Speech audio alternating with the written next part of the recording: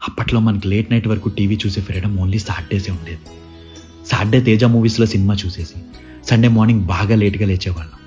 Late అంటే ఇప్పట్లోలా 10-11 కాదండి, morning 8 అన్నమాట. లేచి అమ్మ రెడీ చేసి పెట్టిన కుంకుడికాయ రసంతో స్నానం చేసేసి భాగవతం, పంచతంత్రం, కార్టూన్ నెట్వర్క్ చూసి ఆడుకోవడానికి బయటికి పరిగెట్టేవాళ్ళం. అక్కడ ఆడని ఆట ఉండేది కాదు. ఇసుకలో ఇల్లు కట్టడం, తూనికల వెనకాల పరిగెట్టడం, క్రికెట్ మ్యాచ్లు, WWF కార్డ్స్, క్రికెట్ కార్డ్స్, అష్టాచమ్మ, వైకుంఠపాలి, ఇలా ఎన్నో. బ్యాచ్ మొత్తంలో ఒకరిద్దరికి మాత్రమే సైకిల్స్ ఉండేవి. ఇక వంతుల వారీగా వచ్చిరాని సైకిల్ తొక్కడం, కింద పడ్డం భలేగా ఉండేది.